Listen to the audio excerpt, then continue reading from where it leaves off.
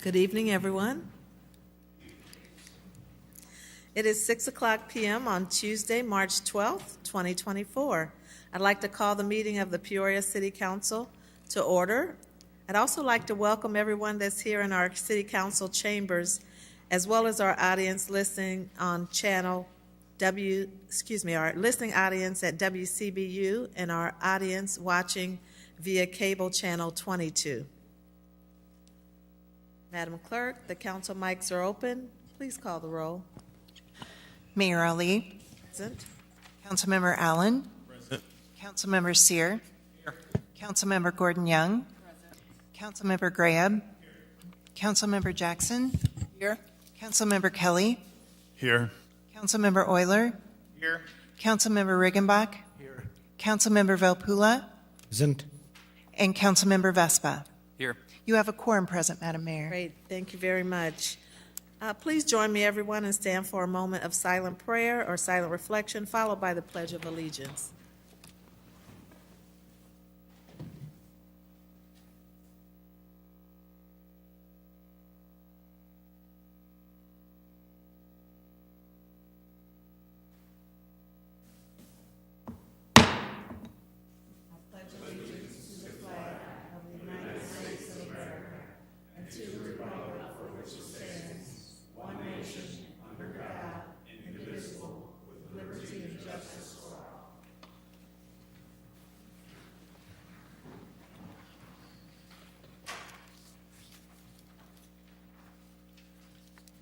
Madam Clerk? We are at proclamations. We have 3 proclamations today. The first is in celebration of Women's History Month, which is March of every year. I'd like to read that proclamation. Whereas March is a significant month to honor and acknowledge the accomplishments of women. In 1987, Congress declared the month of March as Women's History Month, and March 8th is recognized as International Women's Day, a global day that celebrates the social, economic, cultural, and political achievements of women. And whereas 51% of our community members are women, and these women have played and continue to play critical economic, cultural, philanthropic, and social roles in the creation and ongoing development of our city. And whereas American women have been leaders not only in securing their rights of suffrage and equal opportunity, but also in the abolitionist movement, the emancipation movement, the industrial labor movement, and the civil rights movement. And whereas Peoria has had its share of Native daughters who have gone into the world to make their marks in academia, entertainment, politics, sports, and business, including entrepreneur Annie Minerva Turnbull Malone, feminist author Betty Friedan, diplomat Nancy Brinker, and her sister Susan Coleman, Peoria Red Wing catcher and inductee of the Illinois Amateur Softball Hall of Fame, Irene Kerwin, and philanthropist Lydia Moss Bradley, just to name a few. And whereas Women's History Month honors women of every race, status, ethnicity, who have worked to establish an equal role for women, ensuring the appreciation and value of equitable labor for future generations.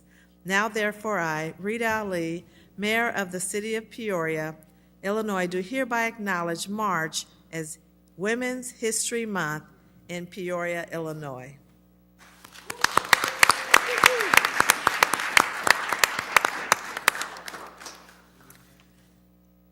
Our next proclamation recognizes Amyloidosis Awareness Month. We have Cindy Bird, who is an advocate for Amyloidosis Foundation. Cindy, are you here? If you would come forth to the podium. And Councilman Zach Euler is going to present the proclamation. Thank you. Whereas amyloidosis is a rare disease of which there are several types, one of which is similar to a blood cancer and another that is commonly inherited. This combination of all types of amyloidosis affects approximately 10,000 people in the United States, 500 of whom live in Illinois. And whereas an abnormal protein either produced in the bone marrow or liver travels through the bloodstream, depositing as amyloid in various organs, primarily the heart, nervous system, intestines, and kidneys, causing the organs to fail over time. And whereas the medical length of survival for an amyloidosis patient who does not receive treatment is less than 3 years, and whereas there have been advances in the treatment of amyloidosis that have extended life expectancy, but certainly there are no drugs approved for the destruction of amyloids or for the reversal of amyloid damage to organs. And whereas the early diagnosis of amyloidosis in conjunction with prompt treatments not only improves the quality of life, but extends life expectancy. And whereas many patients go undiagnosed every year, and special initiatives such as this proclamation can raise public awareness and save lives, therefore, Rita Ali, Mayor of the City of Peoria, Illinois, does hereby acknowledge March as Amyloidosis Awareness Month in Peoria, Illinois, dated this 12th day of March, 2024. Thank you, Councilman. And Ms. Byrd, I honestly, Cindy, I know, we know each other. I honestly was not aware of this condition. So I think it's really important that you brought this to the council. Thank you, Councilman Euler, for introducing the proclamation, but to keep us all aware of this condition and how we might deal with it and handle it and control it. Thank you, Mayor. I appreciate your comments. I appreciate the council receiving this proclamation and sharing it to gain that greater awareness. I'm here tonight with my daughter, Angie Uftring. My son, her brother, Corey, was diagnosed in 2022 with amyloidosis. We never heard of it, let alone knew how to pronounce it. It's a mouthful. At the age of 45, he was told he had 8 months to live. Oh my God. Needless to say, that's not anything you expect to hear at that age. Plus, he was a single guy living in Florida and had to move home with mom and dad so that we could help take care of him. Initially, that 8-month prognosis was devastating, of course. Had it been caught earlier, he might not have had the extensive heart and kidney damage that he lives with still today. Fortunately, at his age, and because he was in good physical condition, he was still able to go through treatment, including a stem cell transplant at Siteman Cancer Center in St. Louis through Barnes Hospital. And I'm ecstatic to share with you that he's 1 year in remission from the amyloidosis. That's wonderful. You heard in the proclamation there is, however, no treatment for reversal. So he does live with that organ damage, which has not stopped him a lot, but he also has a defibrillating pacemaker because of it. It's not only affected the pumping function of his heart, but also the electrical function. We did almost lose him because of that, but God is good, and I'm happy to share that. He's back in Florida. He's happy to be back in Florida and not living at home with mom and dad anymore. But this is why we support the Amyloidosis Foundation, and we want to bring greater awareness to this because it is a misdiagnosed and underdiagnosed disease. And we don't want anyone to have to go through what my son Corey, Angie's brother Corey, went through. We hope that this gets us a step closer to more research being going into this and more accurate diagnoses. Thank you again. Thank you, and thank you for much. sharing your story. Thank you very you. much, Angie, as well. And our final proclamation acknowledges March for Meals Month, and we have Julie Bonar, who's the CEO of Neighborhood House, and Councilman Chuck Greb is going to share the proclamation. Thank you, Mayor. Whereas on March 22nd, 1972, President Richard Nixon signed into law a measure that amended the Older Americans Act of 1965 and established a national nutrition program for seniors 60 years and older. And whereas Meals on Wheels America established the March for Meals campaign in March of 2002 to recognize this historic month and to acknowledge the importance of the Older Americans Act nutrition programs, both congregate and home delivered, and to raise awareness about the escalating problem of senior hunger in America. And whereas the 2024 observance of March for Meals celebrates 22 years of providing opportunities to support Meals on Wheels programs that deliver vital and critical services by donating, volunteering, and raising awareness about senior hunger and senior isolation.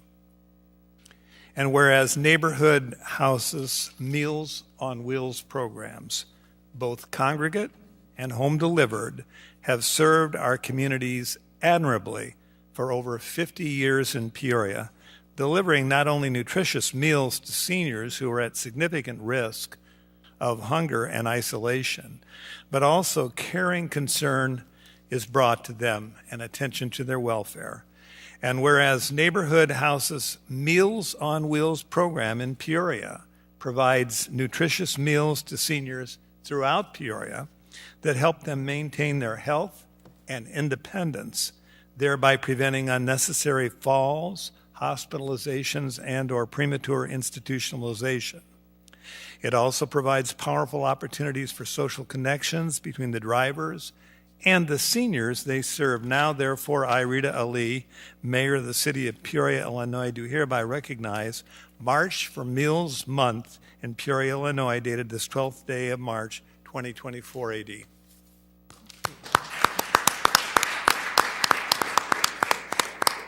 Welcome, Julie. Thank you, Madam Mayor and members of City Council. Homebound seniors over the age of 60 who are unable to shop and/or cook for themselves are more likely to stay in their own homes when receiving a meal service. According to Meals on Wheels America, 1 in 4 seniors live alone and feels lonely. The program at Neighborhood House provides a balanced meal adhering to the Illinois Department on Aging guidelines for the optimal health of each participant. Last year, Neighborhood House served over 1,200 of our senior neighbors, providing over 200,000 meals. Isolation is common amongst the senior population. In the 2023 report by the U.S. Surgeon General entitled Our Epidemic of Loneliness and Isolation, it is reported that lacking social connection is as dangerous as smoking 15 cigarettes a day. The daily contact with our driver helps to reduce that isolation and depression. The Meals on Wheels America webpage states, hunger and social isolation not only jeopardize the health and well-being of older adults, they also place a significant strain on our country's healthcare system and economy. Our meal delivery service assists with keeping seniors in their home, living a healthy and independent life exactly where they want to be. The overall impact of our service is significant to not only the individual and their families, but also to our healthcare system and economy. It costs Neighborhood House just over $1,300 a year to feed a senior. According to Meals on Wheels America, the average cost of a nursing home in Illinois is $205 per day, or $72,980 per year. Meals on Wheels America provides the best option for seniors' health and happiness while being cost-effective for the community. Neighborhood House is so appreciative of the city's support for our programming. Next week is our Community of Champions Week, where individuals can come and spend time packing or delivering meals to our homebound neighbors. I encourage all of you to consider giving of your time one morning next week to see firsthand exactly what it is that our drivers do and the things that our seniors experience. Thank you so much. Thank you, Julie.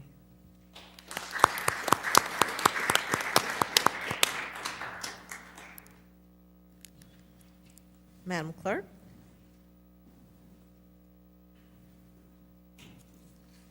There you go. We are at the approval of the minutes. Councilman Riggenbach? Thank you, Madam Mayor. I move to approve the minutes of the City Council meeting held on February 27th, 2024 as printed. Seconded by Councilmember Kelly. Any questions, comments? Please cast your ballots. Motion passes unanimously. Madam Clerk? We have one public hearing. 24-63 is a public hearing regarding the proposed sewer lateral fee increase for the city of Peoria, and on your desk there is a handout of a map affecting the areas. Can I get a motion to open the public hearing? Moved by Councilmember Allen, seconded by Councilmember Seer. Please cast your ballots. Motion passes unanimously. Is there anyone here that would like to speak to the public hearing regarding the proposed sewer lateral fee increase for the city of Peoria?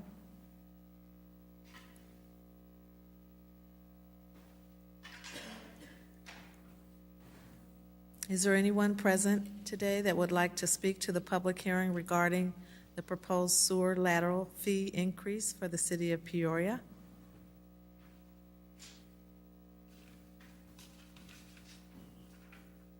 And finally, is there anyone here that would like to speak to the public hearing regarding the proposed sewer lateral fee increase for the city of Peoria? May I get a motion to close the public hearing? Moved by Councilmember Valpula, seconded by Councilmember Kelly. Please cast your ballots. Motion passes unanimously. Madam Clerk? We have two town items. The first item, 24-64, is a request from the town officials to approve the February 2024 actual expenditures and to approve the March 2024 anticipated expenditures for the town of the city of Peoria. Graham? Yes, Mayor, I move to approve as outlined. Seconded by Trustee Jackson. Any comments or questions? Please cast your ballots. Motion passes unanimously. Madam Clerk? 24-65 is a communication from the town officials with a request to approve the agenda for the annual town meeting. Trustee Graham? Move to approve as outlined. Seconded by Trustee Valpula. Any questions or comments? Please cast your ballots. Motion passes unanimously. Madam Clerk? We are at the city portion of the agenda. We are at the consent agenda. 24-66 is a communication with recommendation to approve a resolution to increase the 2024 base salary of the city manager by 3% and include a longevity bonus of $5,000. 24-67 is a communication with a request to approve a resolution approving the Tri-County Multi-Jurisdictional Natural Hazards Mitigation Plan as the official hazard mitigation plan of the city of Peoria. 24-68 is a communication with a request to adopt an ordinance approving the real estate purchase agreement and the sale of real property for a portion of parcel number 18-09-410-009 adjacent to property owner 414 Water LLC. 24-58 is a communication with a request to concur with the recommendation in the Planning and Zoning Commission and staff to adopt an ordinance amending Appendix A, the Unified Development Code relating to short-term rentals, and 24-59 is a communication with a request to adopt an ordinance modifying the license regulations for short-term rentals. Are there any items to remove from consent?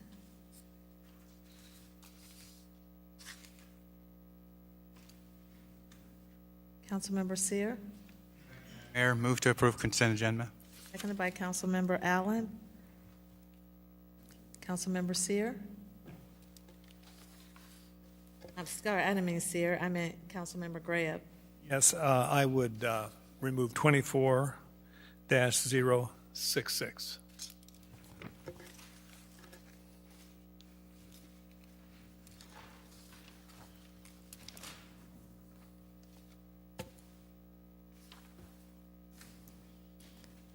Okay, so your motion is to approve other than that one? Okay, thank you, and second it for that.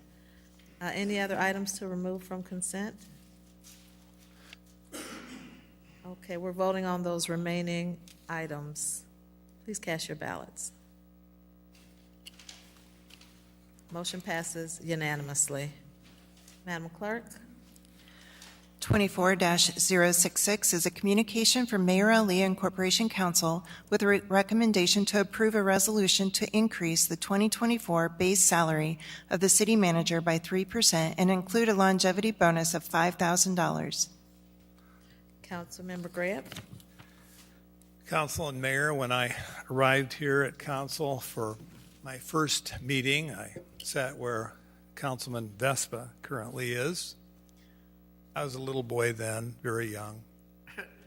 And I was told by one of the most senior city councilors that one of the most important things that the council could do would be to select the city manager and evaluate the city manager. That he is the CEO of our municipal corporation called the City of Peoria, and we are the board of directors. And so we need to be very careful who we bring into our Peoria house and make certain we have quality controls on the performance of our one and only one employee, i.e. our city manager, Francis Patrick Urick. What we're being asked to approve tonight is a recommendation to approve the resolution with strong emphasis on performance during the year 2023. We always hope each year that we can get this done a little sooner, but we're not really running that far behind Mayor Ali compared to previous years because we're already into another evaluation cycle, i.e. the evaluation that we'll write for him in 25 for 2024. In reviewing what's going on in the city, it's been a momentous 2023. We have department heads and employees doing one heck of a good job for the people of Peoria. Almost every position we have in the city of Peoria, about 700 employees, is in some way, shape, or form related to public safety. And God knows they've been hustling hard to maintain viability of neighborhoods, protecting our people, fixing our infrastructure. And it's not easy. There was a time when we had a city manager, 2 assistant city managers, many more city employees, and we're doing a lot more with less. And his span of control, our manager's span of control, is great. He has to be on top of everything. And the topics change by the minute and by the hour. We wish everything could be within our control and we would have no surprises in our city, but that's not the world we live in today. Dwight David Eisenhower said in one of his interviews, he said he felt like a mountain goat jumping from crag to crag. And I'm sure some days, manager, that's how you feel. However, we task him with the job of keeping his eye on the ball, and we keep our eye on the ball. There may be distractions, but we know where we want to go as a city. We have a vision for where that is. And we're saying to the manager, we think you're doing a good job, and that's why we're going to give you this raise. Now, I can remember when we haven't always had the amount of money that we have to give any raise, hardly at all. I mean, it's just been pretty rough some years when we've had great budget austerity. And we've tried our best as a council to reward our employees as best we can given our finances. And so this manager has never been one who has been pushing for a pay hike. I can remember when at one time he was sharing his pay increase with department heads, and that no longer exists. But he's worked very hard, and he's worked very hard with our department heads. Think about all the demands on our department heads who report to him and who are under our review as well. We've had some challenging times. We're going to continue to have challenging times. But Mayor Ali and Council, do we need a motion here? I would move that we approve that resolution to increase the base salary of the city manager 2024 by 3%, include the longevity bonus of $5,000. Very well said. Seconded by Councilmember Kelly. Any other discussion? Please cast your ballots. Motion passes unanimously. Thank you, Mr. Manager. Madam Clerk? We are at first readings.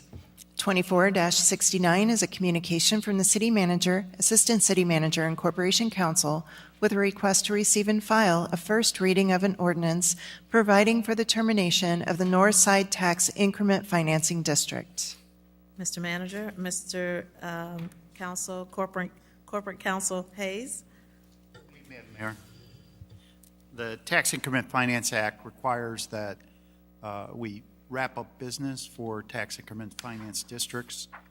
This matter in future TIFs will occur before we actually close down the TIF, but we had 3 that were closed. The first one on 24069 is a North Side Tax Increment Finance District, and we have indicated within the motion or within the ordinance how the final distributions of funds occurred within the North Side Tax Increment Finance District.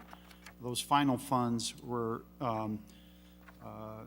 diverted to the city's motor fuel tax fund to support roadway improvements on Illinois 29 from Amington to War Memorial Drive, and for a system to support the city's sewer, and also to support the city's sewer fund CSO year 1 preparation. And so those were both infrastructure projects, which are TIF eligible expenditures, which the final TIF increment were devoted to. This allows us to close the books on that matter, and all other filings with the state have taken place. So this will be the final measure of business for this tax increments finance district. Thank you, Mr. Hayes. Councilmember Kelly? Thank you, Madam Mayor. Mr. Corporation Counsel, I had a question about timing, and I think you've answered that. In the normal course of a TIF, when would we see a resolution or an ordinance like this presented? We'll be presenting these ordinances during the final increment collection year and in advance of the year when the final distributions are made in the future. Okay. There's no guidance in the statute of when these ordinances are supposed to be passed, and our view is that it's a better practice to do it sooner rather than later. And this is one matter of cleanup that will be consistent with going forward. And I believe in this TIF it was last year, so we're just a few months behind. Well, the TIF ended in 21. 21 with the last collections, so it was a year and a half behind, so 22. It should have been adopted then, so. Okay. Yeah. Okay, and I think I'm incorrect here, or my impression of leftover TIF money was that it had to go to another existing TIF or an adjacent TIF or something of that nature. So that we can. Oh, I'm sorry.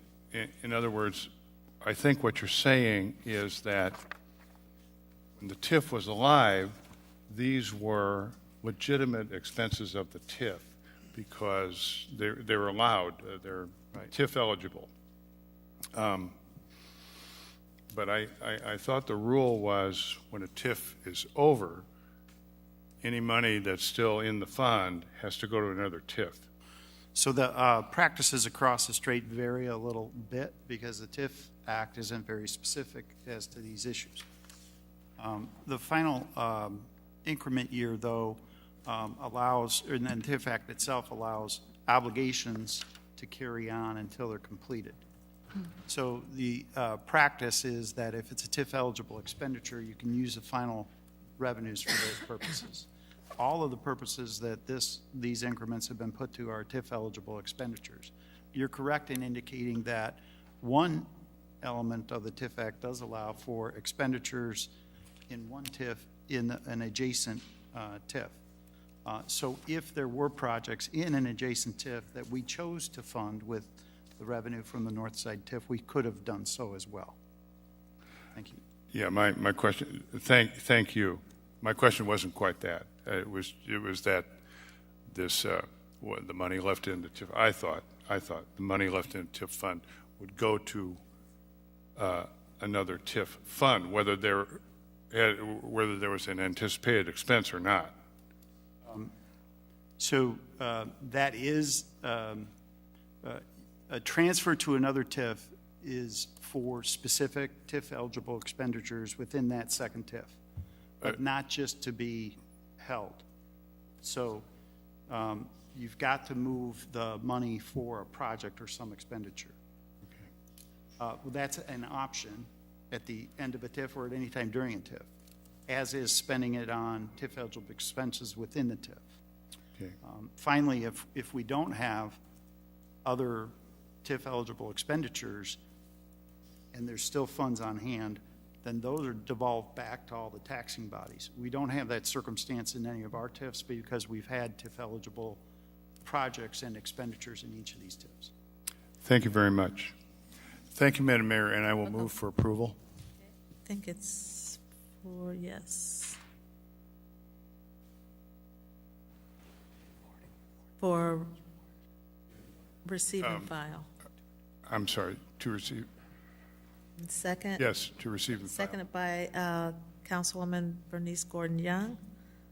Any discussion? Councilmember Seer? Thank you, Madam Mayor. Just one question, Mr. Manager. Balance of revenue, how much money was moved to the MFD fund? I didn't catch which. How much money was moved to the MFD fund?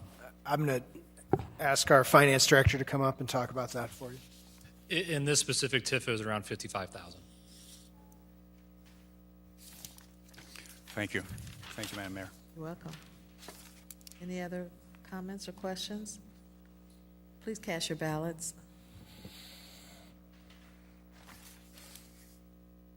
Motion passes unanimously.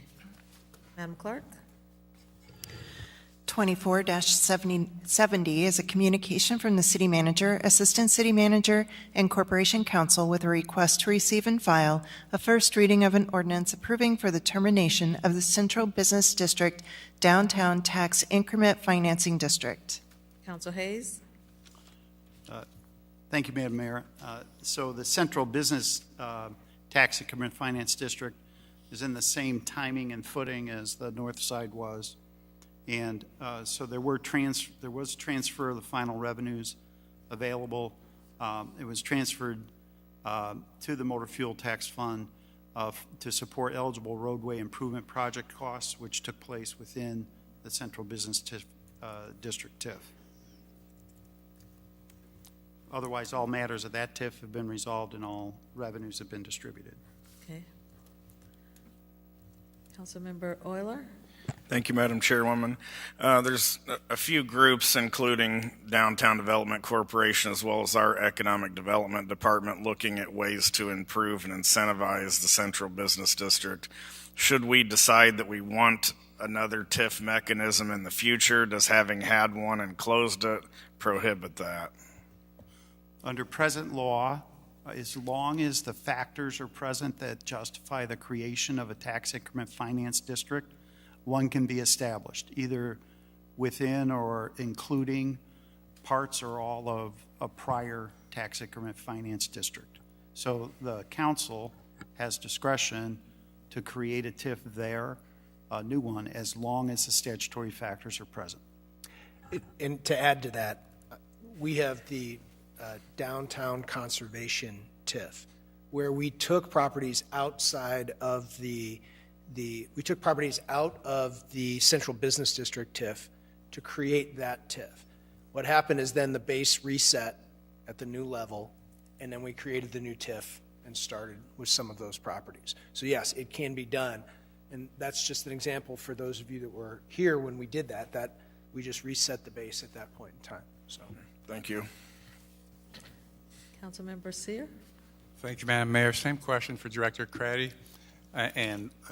Second question would be, where do we see this money in the budget? Is it the 20, was in the 23, 24 budget, or where do we see these monies? So it was finalized in the 22 budget. So at the end of this TIF, there was about $2 million, but that was spent in that last year. Those dollars were primarily spent for a $1.5 million agreement that the city had with OSFs around the construction of the road out in front of their facility, and the last $500,000 was put towards the preliminary work on the Adams and Jefferson one-way, two-way conversion. Thank you, Director. Do we have a motion on the floor? No. Move to receive and file, Madam Mayor. Seconded by Councilmember Allen. Any other questions? Please cast your ballots.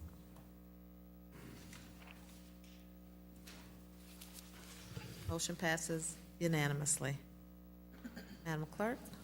24-71 is a communication from the City Manager, Assistant City Manager, and Corporation Council with a request to receive and file a first reading of an ordinance providing for the termination of the Midtown Plaza TIF Increment Financing District.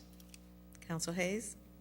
So this third one's on the same timing footing, not to steal the Finance Director's thunder, but $52,824 was transferred to the local motor fuel tax fund to support roadway improvements for Illinois 40 from Pennsylvania Avenue to Quarrington. All the other revenues in this TIF were distributed, and all the matters have been closed and the state filings have occurred. Thank you. You're welcome. Councilmember Regenbach? Thank you, Madam Mayor. It's not often that a council member would use the word enthusiastic to support closing a TIF, but with the storied history of this Midtown TIF, I would enthusiastically move to receive and file the closing of it. Seconded by Councilmember Kelly. Any other comments, questions? Please cast your ballots. Motion passes unanimously. Madam Clerk? We are at regular business. 24-72 is a communication from the City Manager and Director of Public Works with a request to approve the low bid of Illinois Civil Contractors, Inc. in the amount of $4,597,150.94, and award a contract for the Wisconsin Avenue roadway improvements, Nebraska Avenue to McClure Avenue, with an additional authorization of $402,849.06 for contingencies, for a total contract award of $5 million. Mr. Manager.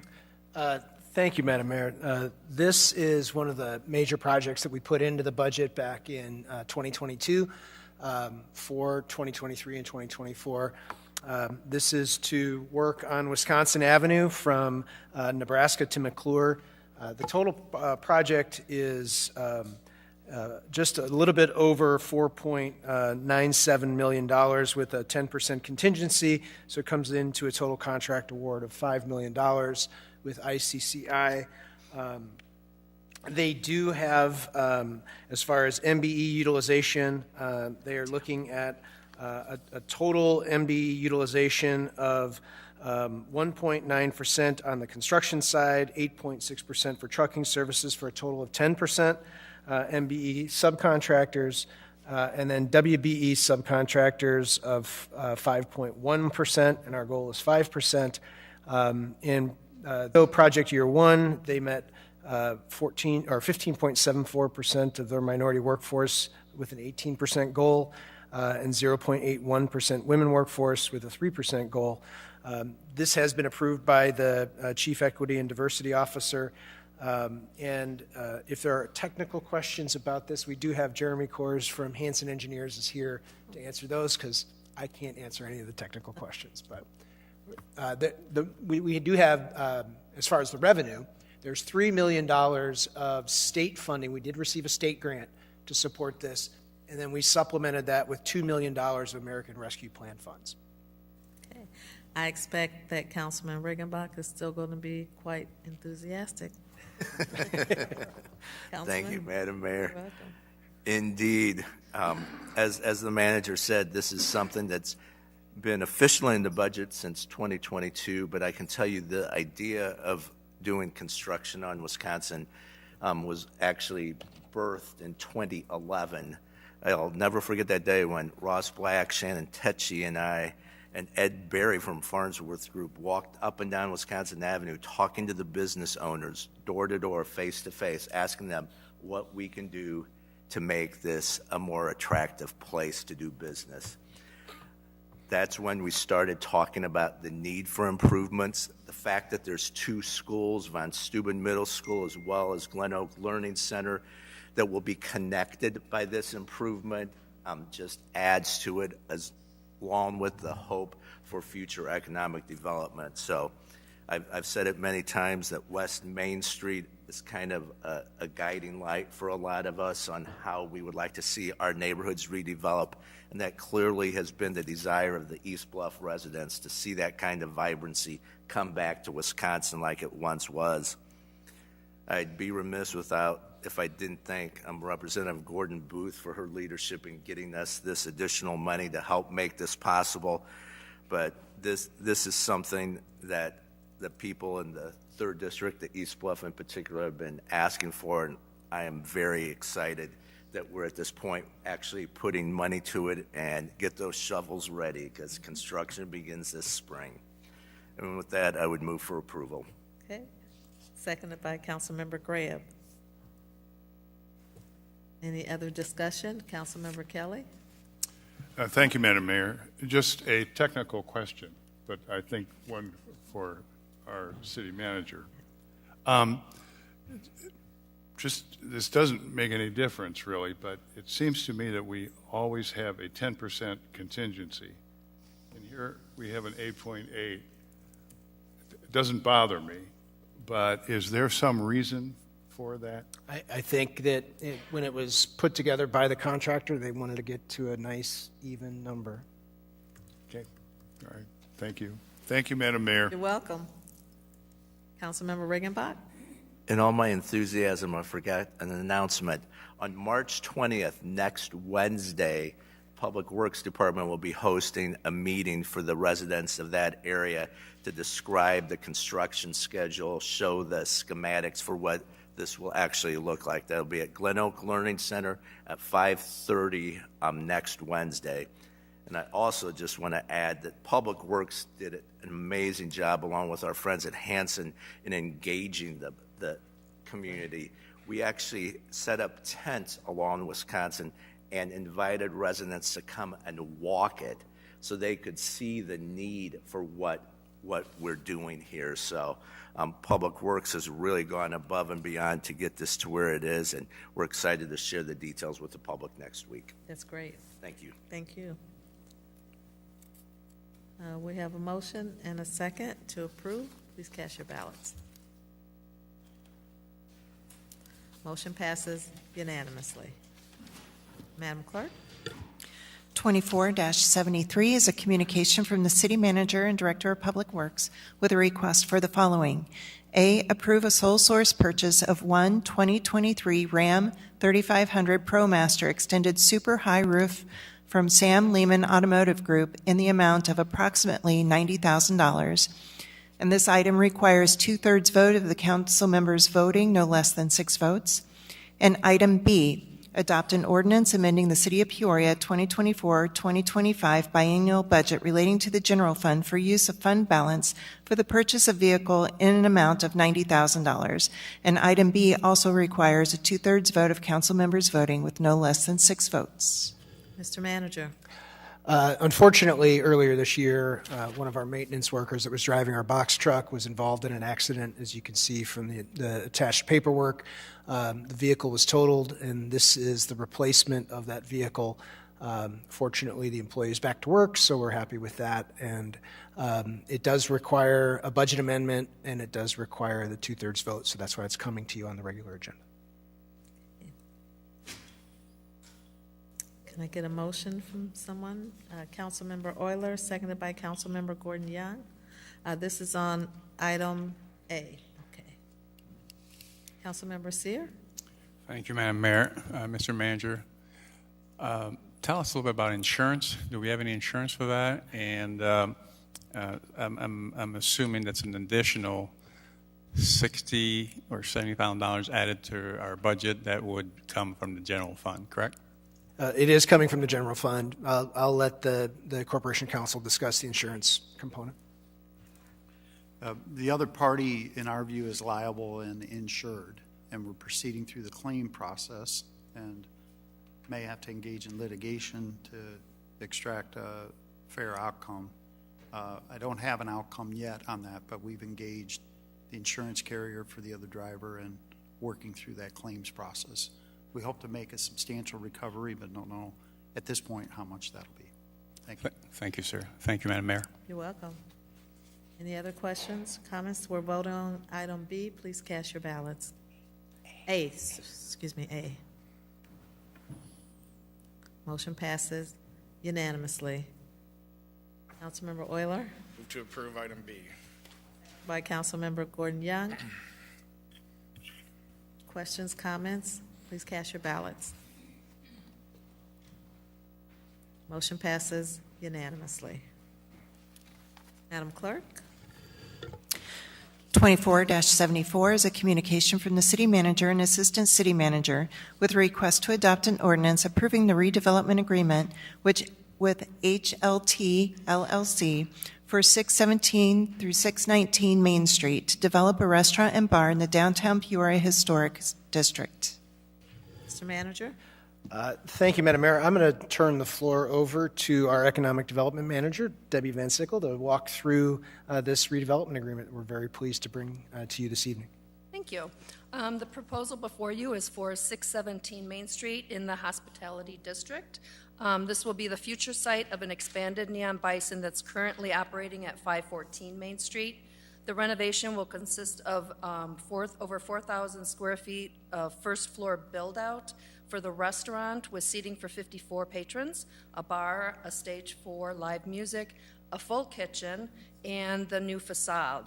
The total construction cost is $992,219, with all of that as TIF eligible. They did not include some of their non-TIF eligible expenses in their budget.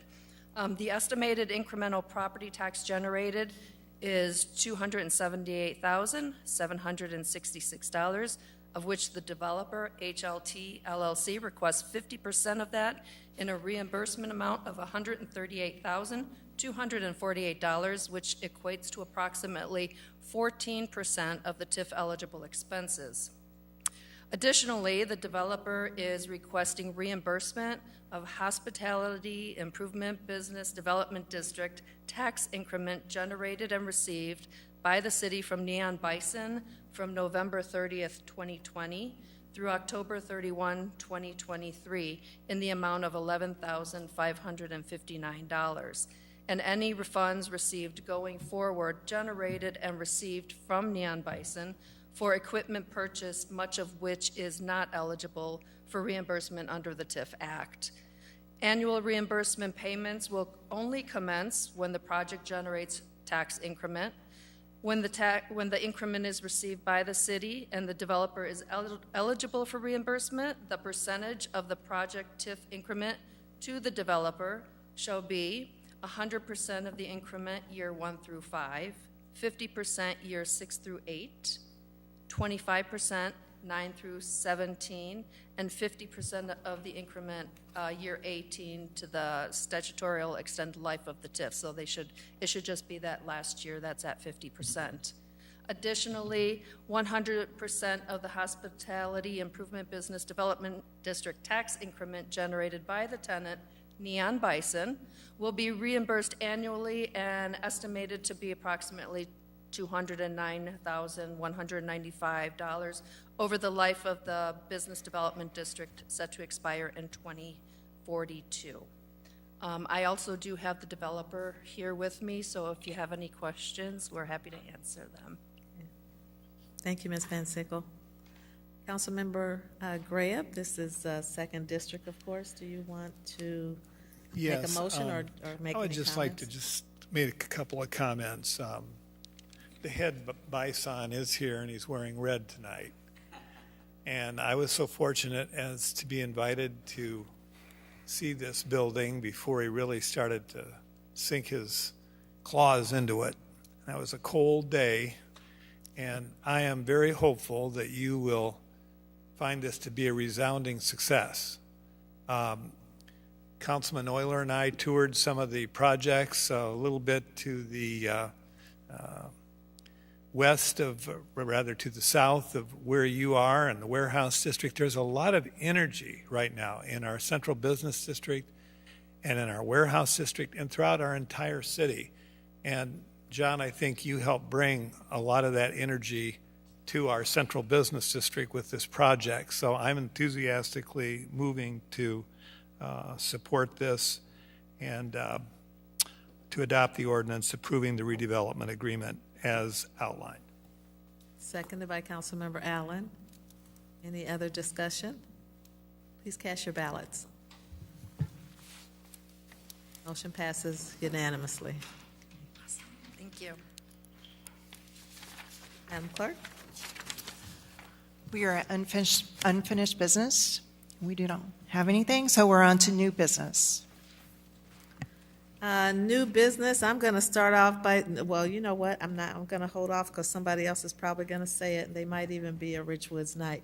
Councilmember Allen? You know I have to defer to you, Mayor Ali. If you want to shout them out, go ahead. Go ahead. Go ahead. Congratulations to the Richwoods Knights on 3rd place state championship. A wonderful coach, William Smith, and all the coaches and team members, and of course the students and faculty and staff at Richwoods. And you know, everybody in the city was pulling for Richwoods, and so we're very proud. I'll turn it over to you, Councilmember Allen. No, thank you, Madam Mayor. Yeah, just two things real quick. Obviously, shout out to my Richwoods night. It was a great season. I believe we played 19 state-ranked teams, won 14 of those games, beat the number 1 team in the state, beat the number 2 team in the state on the way to that Final Four placement at U of I last weekend. And just the energy, not only for our school, but what it did for the city. And I really appreciate those young men and the administration and the teachers. And it really takes a village. I had the pleasure of attending the celebration this past Sunday, and I brought my 5-year-old son who's in a bitty basketball league at the Y, and I was just getting him ready for his state running because he's part of the class of 2037. So we're just trying to plant the seed now, but I'm very excited to be a Knight and look forward to seeing what they continue to do in their next endeavors. And then my next order of new business, it is warm out, and I mean it is prom season, and this is my 2nd annual Suited for Success prom experience. This is a collaboration with District 4's own That Guy's Secret, located inside of Northwoods Mall, and we will be sponsoring a Peoria area students' tuxedo for prom. So the application is out right now. You can find that via my social media at Andre W. Allen on Facebook, Instagram, or you can email me at allen4peoria and I'll send that link. But we want to make sure that a young man is picked and ensure that he is fresh, he is confident, but he does not have the financial burden that is the prom experience. So that application does close March 22nd, and then after that we will award the winner and then have you come to the store to get fitted for prom. Thank you. Welcome. Thank you. Councilmember Riggenbach? Thank you, Madam Mayor. I just got to piggyback on the Richwoods Night theme here for a minute. What a thrill. And my youngest son, Sam, is a freshman ball player there. And let me just tell you, the freshman squad didn't have quite the season the varsity did. But, you know, they're young, so I'm sure they'll grow into it. But on a serious note, there's been a lot of talk in one of our neighborhoods about a bus route. The health department, the county health department, is relocating, building a new structure on Sheridan Road, and they have some satellite offices set up, and one of them is on California in the East Bluff. And CityLink graciously agreed to alter the bus route to make it easier for the folks who need that service to get to it. But inadvertently, they also disrupted a neighborhood street. And Pasadena is very much a residential street, parking on both sides. Sidewalks are a little erratic right there, so it become quite an issue for the residents there. I reached out to Doug Rolfs at CityLink, and they put their caps on. The city manager was part of the discussions with them in the health department, and they've come up with an alternative bus route now. So this just happened this afternoon, literally, and I've been fielding phone calls until this morning on it. So I just want folks to know that the CityLink bus that's going down Pasadena that route will continue till the end of the week, and then beginning Sunday there will be a new route to avoid that residential stretch of the neighborhood. So great partnership with CityLink and the health department. I think it just shows the more we talk, the better it is for all of us. So Absolutely. Good troubleshooting, too. Thank you, Madam Mayor. Thank you. Councilmember Kelly? Thank you, Madam Mayor. In the spirit of accolades for our sports teams, I hope we all know and send our congratulations out to the Notre Dame girls basketball team. They won the state title over in Bloomington, over at ISU, for 2A. A great season, and of course, great girls. Absolutely. So congratulations to them as well. Yes. Thank you. Okay, no more new business. Madam Clerk? We are at citizens' opportunity to address the city council. Okay, I have 3 cards. The first is Mr. Anthony Walraven.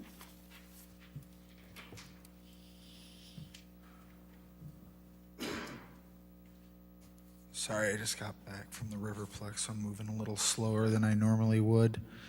My name is Anthony Walraven. I am an employee of the city. I'm a 911 operator at the ECC. I'm also the president of AFSCME Local 3464, which represents all of the non-police, fire, public works, and trade working members of the city.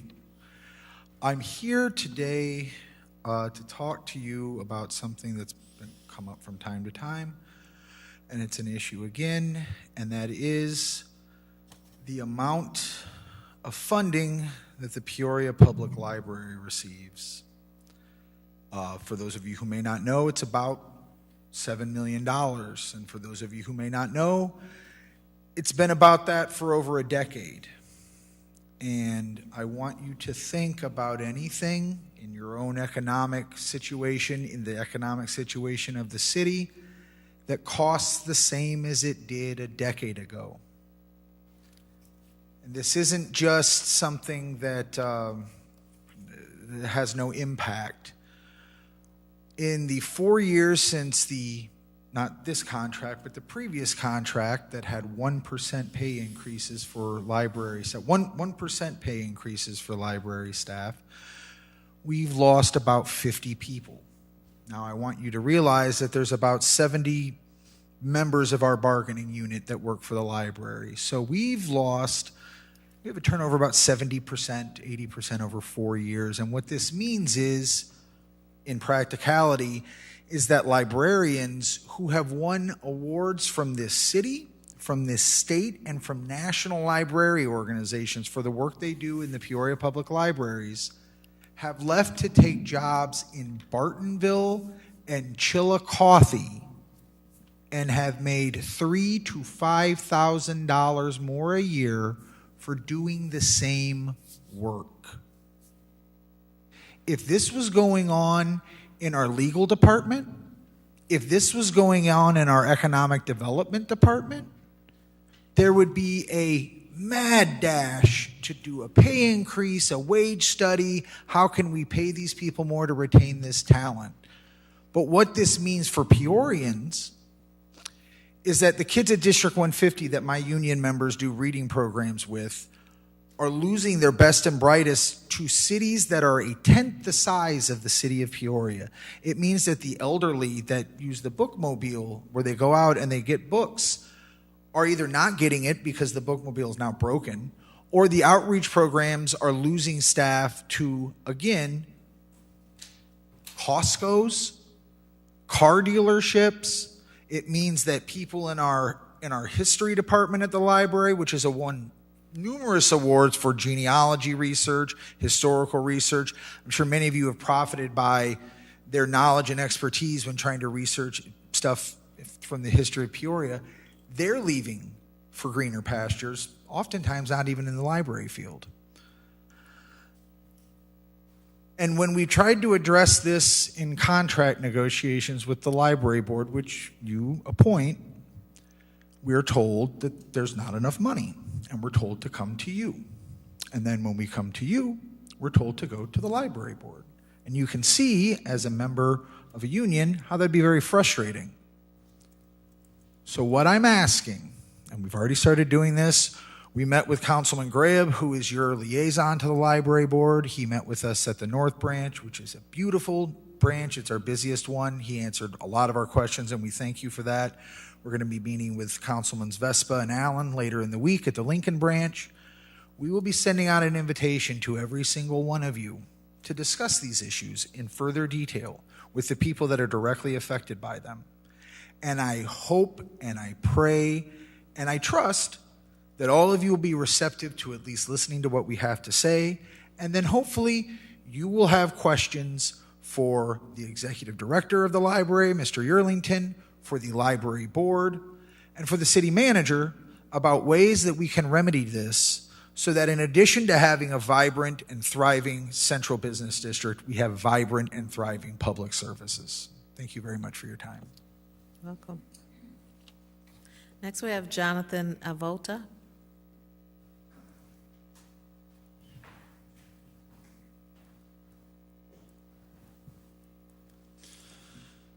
Hello, I'm Jonathan Voda. I live in the West Bluff.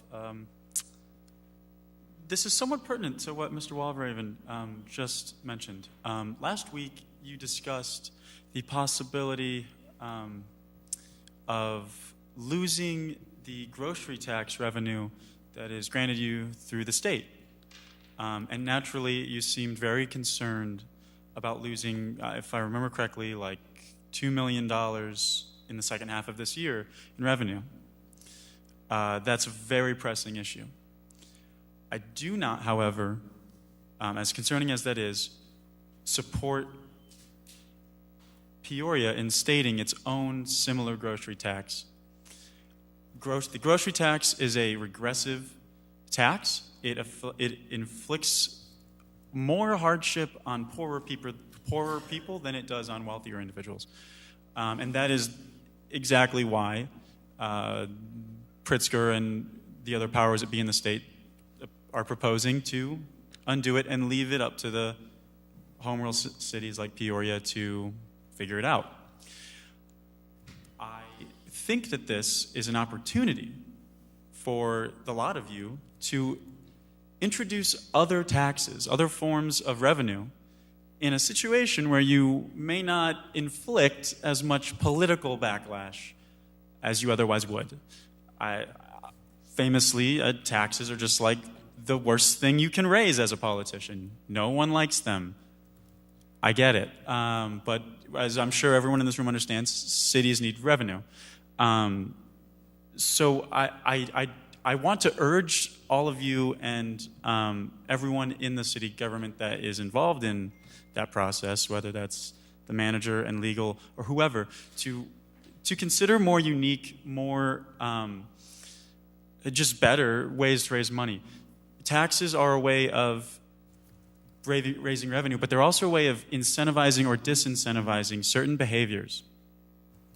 So I'm going to rattle off some ideas that may be good, may be bad.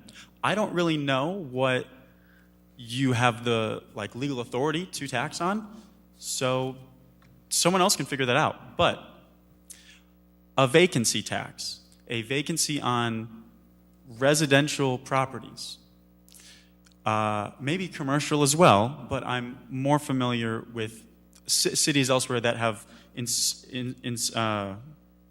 created vacancy taxes for residential properties.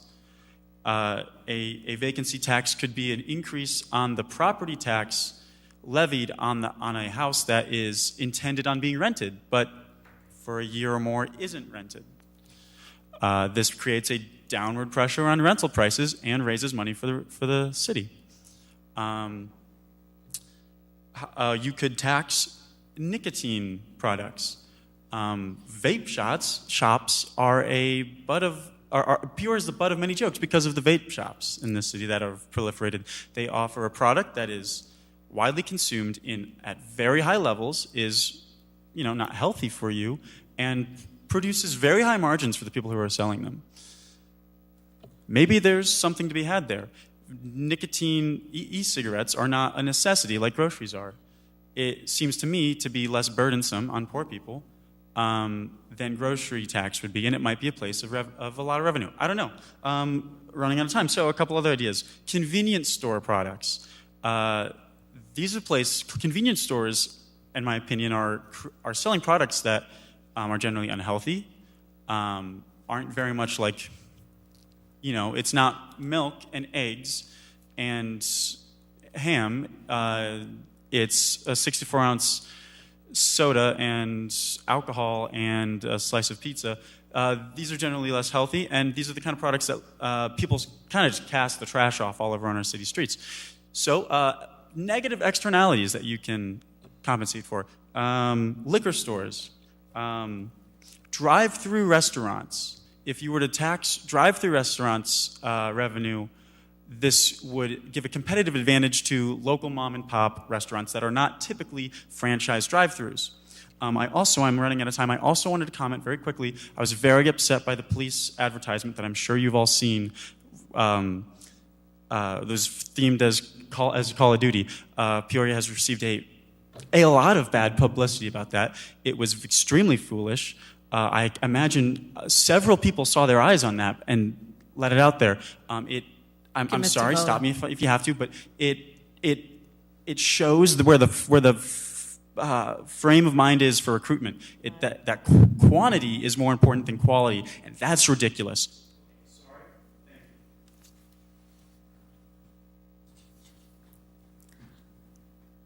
And our last citizen's comment comes from Harrison Estep.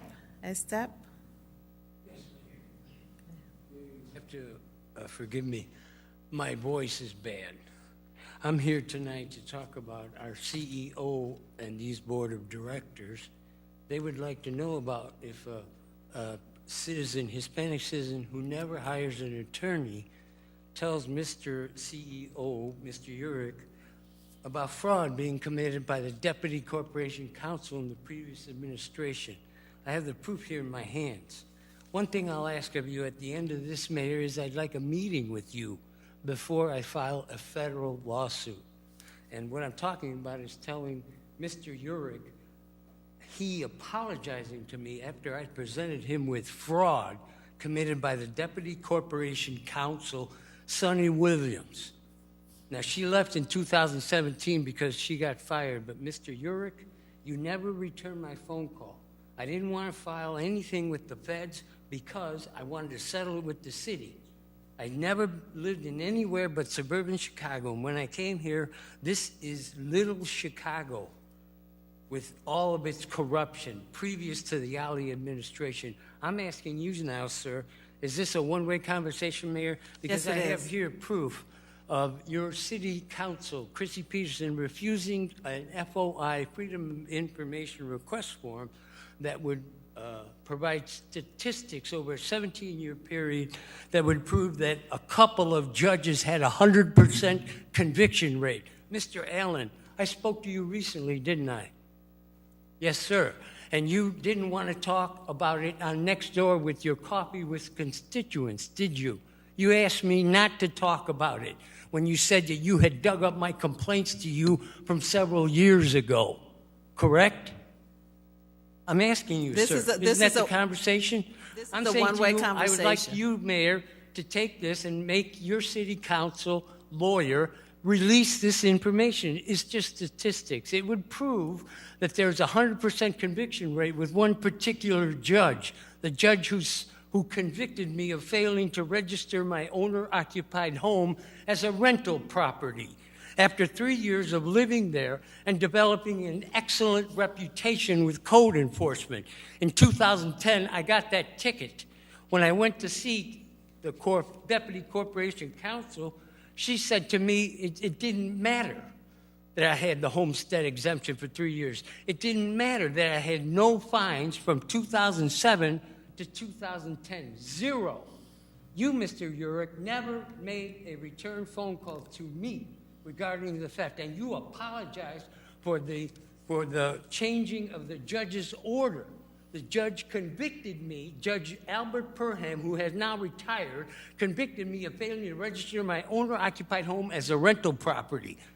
That is absurd on its face, and it should have been thrown out. And the only reason why they did that is because in the 15 years I've been living here, I've never hired a lawyer. So they knew that they could get away with it. Mr. Regenbach, I never knew. For 6 years I sat in front of next to you, didn't I, sir? Next to you at the gym. Never once did you offer your help when I complained about this corruption and theft. Not once. And you're shaking your head yes. Now, Mayor, I have this information. I would like to make you have the city council release it. It's just statistics. I'd like to give the mayor this if somebody would take it. You can leave it with the clerk. You can leave it. You can leave it with the clerk. Okay. I'd like you to know that she refused to release it. This will show a 100% conviction rate. And she refused to release the information, claiming, Christy Peterson claims she has no information. All I asked for, total number of cases in housing, total number of cases in the county, and how many were submitted. There are a lot of questions there. Now, I'm talking about the theft of millions of dollars. Now, I'm going to file a federal lawsuit, and when I do, I'm going to depose you, Patrick Urich. You're not answering the question. Why didn't you return my call when you apologized to me for the judge's order being changed and me getting stripped of my homestead? That's a federal violation of my civil rights. But I knew I didn't have a chance because there were no... You knew I didn't have an attorney, so you just ignored my calls.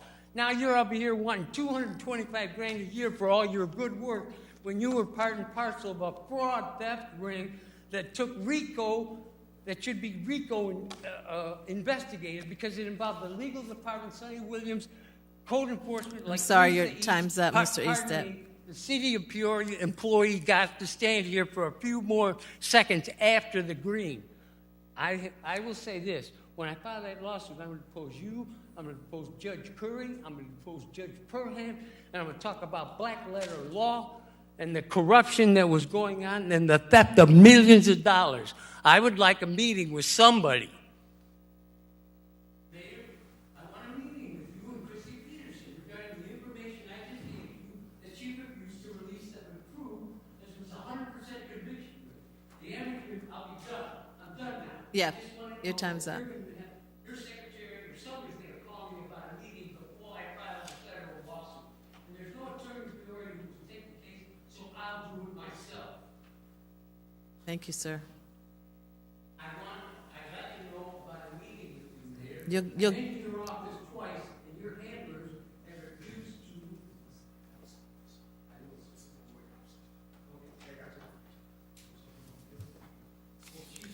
Madam Clerk? We do not have an executive session, so we are at adjournment. Can I get a motion to adjourn? Moved by Councilman Euler, seconded by Councilmember Gordon Young. Please cast your ballots.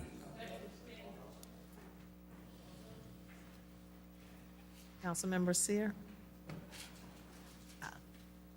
Councilmember Sear? Motion passes unanimously. Thank you for your service. We're adjourned.